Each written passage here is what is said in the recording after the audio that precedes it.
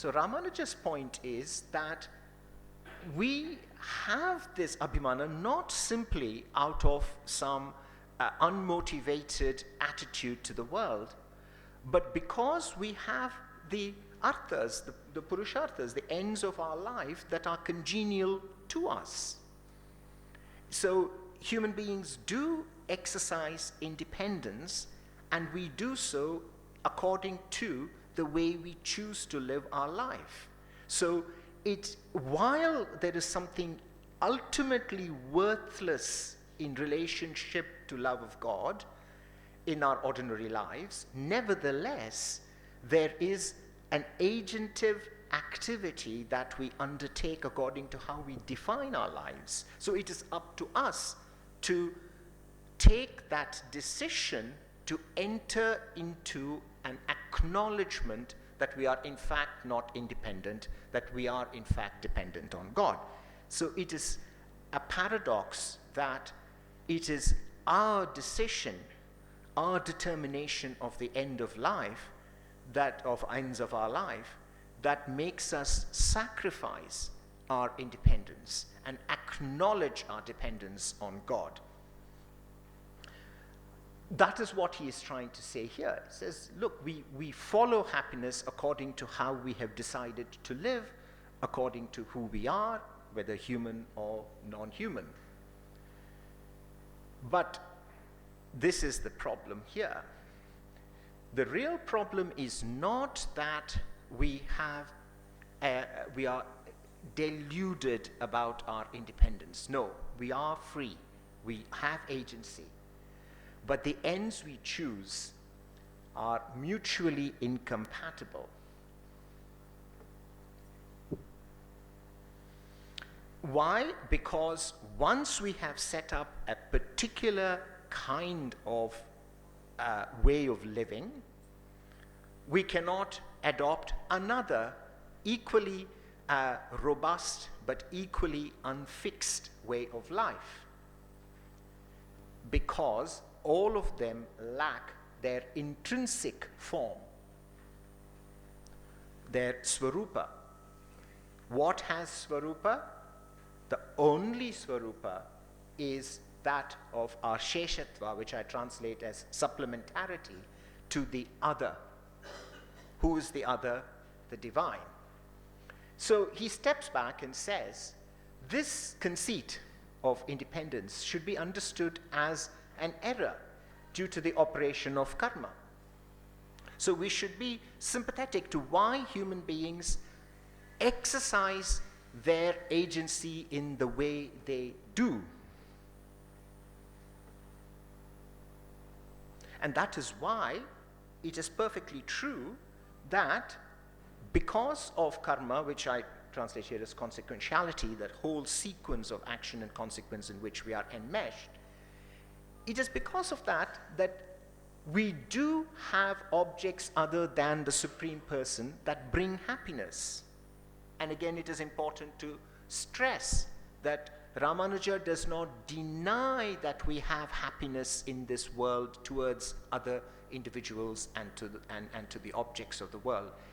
The error lies not in our emotional lives, as Shankara would have it. For Shankara, it would be an illusion to think we are undergoing the life of emotion. For Ramanuja, it's true that we do have those emotions. The error comes from the taking for as ultimate what is only consequential.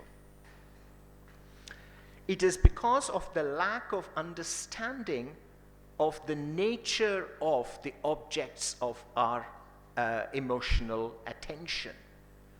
Once we understand that there is only Brahman and only the Paramapurusha who is intrinsically happy, once we have that knowledge, then we are able to shift our real happiness from the objects of the world to this supreme happiness.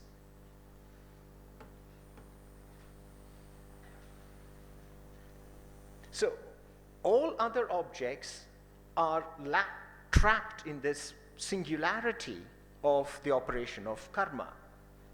So all the variation between and within people, and I'm just summing him up, of happiness and suffering with regard to the same entities can be explained through the working out of karma, not due to the intrinsic nature of these entities. They might remain, but the removal of karma removes the happiness or suffering due to them. So this is how we actually have a life. We have the real happiness, the real relationships, because karma is not a metaphysical illusion, but the way in which our existence is structured.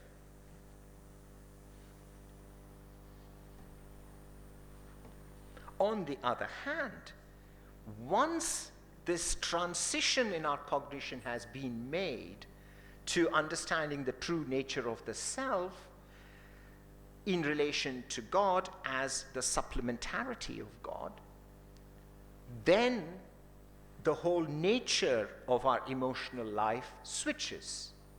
As the Lord says, he quotes the Bhagavad Gita, when one serves me unerringly through devotion, he will pass beyond the gunas and become Brahman. This service in the form of devotion is denoted in the word knowing, when it is said in sacred text that one knows the Brahman obtains the ultimate. The knower of this becomes immortal. Knowing Brahman, one becomes Brahman, and so on. In the specific text, one whom he chooses may attain him, we understand from whom he chooses that one must be chosen, and the chosen is the beloved. Let me set that aside for a moment. When we look at the earlier section, what is Ramanuja trying to do here? He is trying to make the move to link the bhakti yoga, the discipline of devotion, and the idea of being a Brahmavid, of becoming the one who knows Brahman. So what he is saying is that the knowledge, which is a state of cognition, and the emotion expressed as devotional love are in fact fundamentally related to each other. They are not two different things. And already here we see that there is a contrast with Shankara, who would want one to move from devotion to this knowing. For Ramanuja, they are two aspects of the same thing. I'm going to skip this for the moment, because that's all about the details of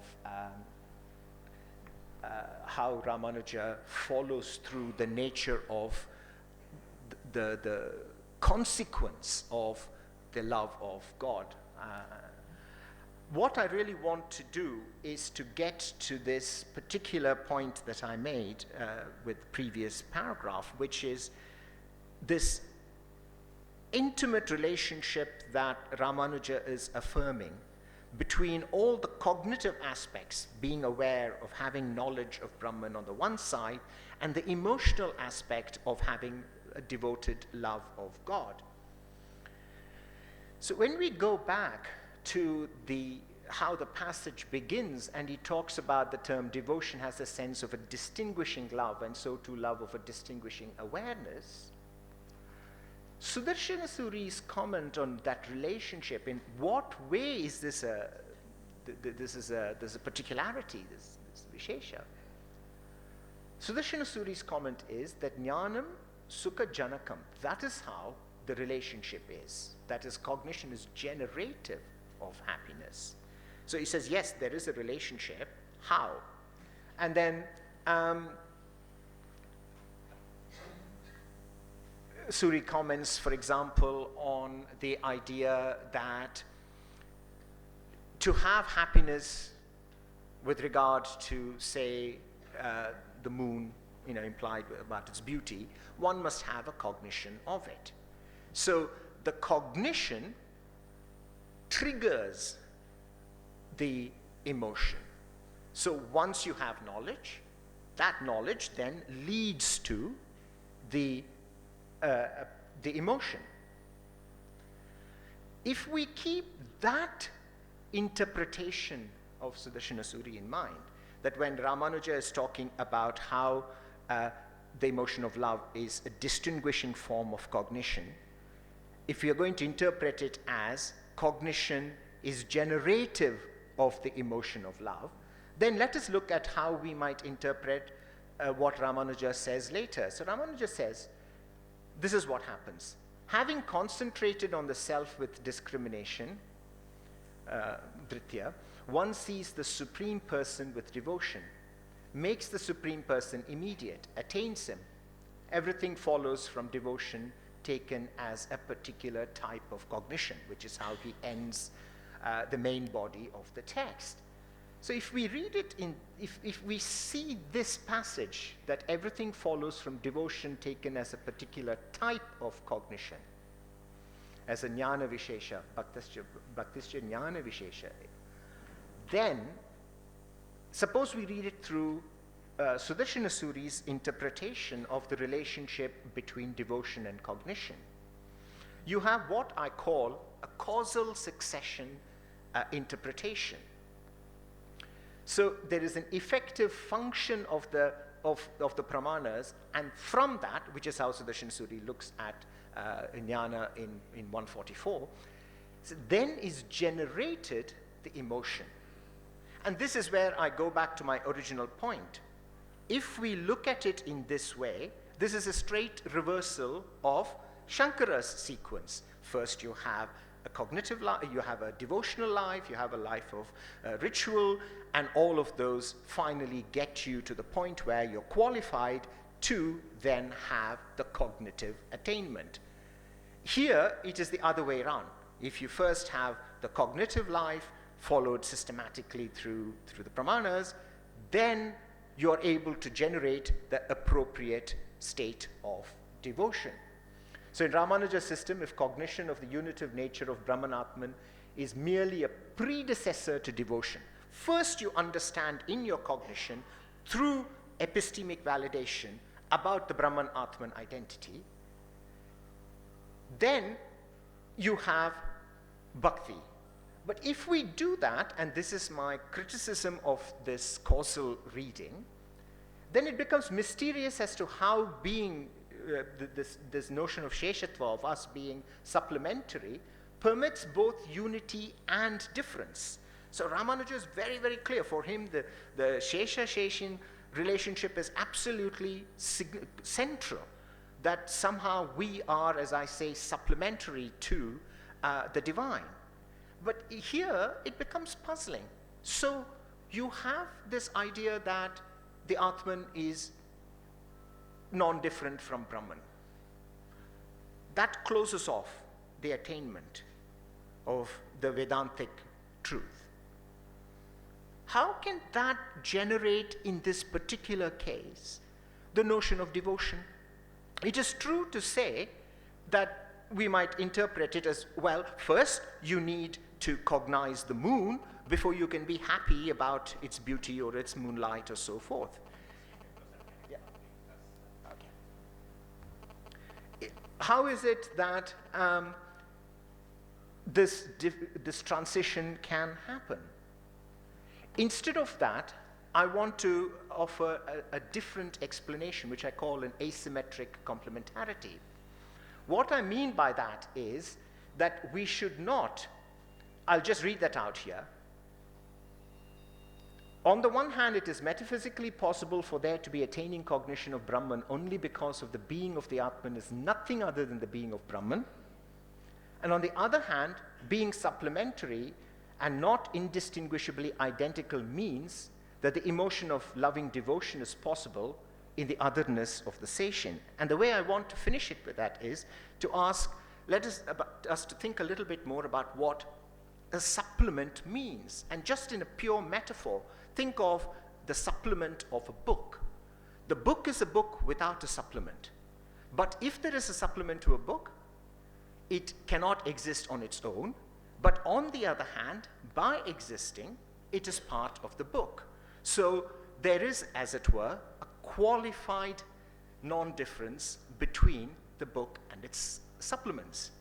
In the same way, if we look at the relationship between cognition and devotion as the two aspects rather than as one leading to the other, then we might simultaneously say how having the knowledge is itself the having of the emotion. Therefore, the Vedantic realization of the relationship between Atman and Brahman is in itself the emotional truth that comes out of the happiness of Brahman. So I'm suggesting that we look back and revise the traditional interpretation of the relationship between cognition and devotion, not in terms of a causal relationship, but in terms of their actually being supplementary to each other. Thank